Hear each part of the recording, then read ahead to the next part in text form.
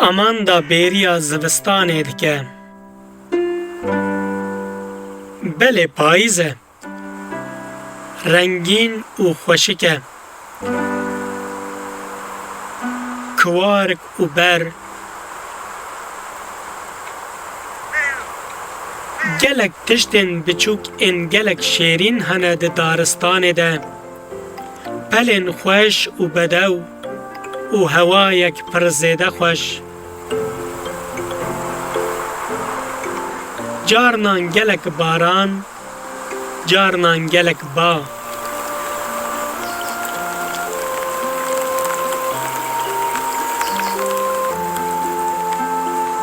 Amanda bi pîra xwe re li daristanê dimeşe.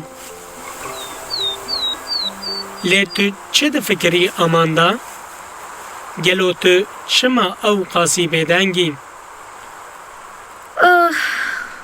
Bawerim ku ez bêriya zivistanê dikim.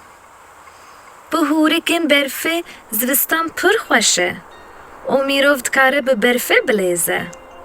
Mirov dikare berfê mêr çêke, li ser agir kebab tê çêkirin û çikolatayê germ.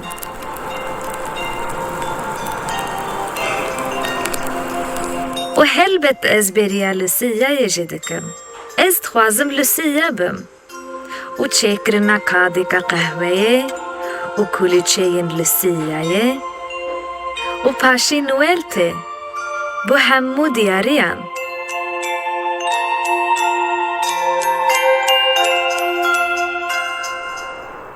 Ka bifikre ku hemû kevok vê digirin ser êmê xwe. Wê gelek xweş be, ne wisa?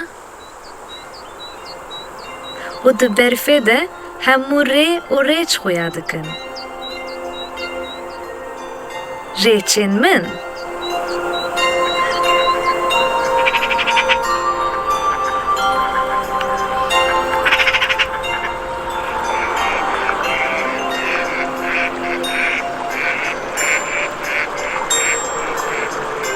Ez gelekî berfê dixwazim.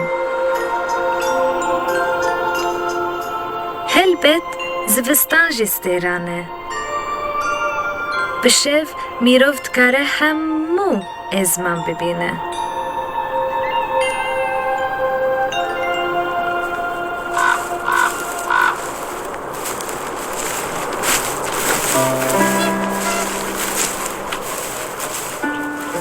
Guhdarî bike Amanda, qas diçin malê. Em biçin malê kevrikan hilbijêrin. Gelo em pêşîk û qeymeq çê bikin.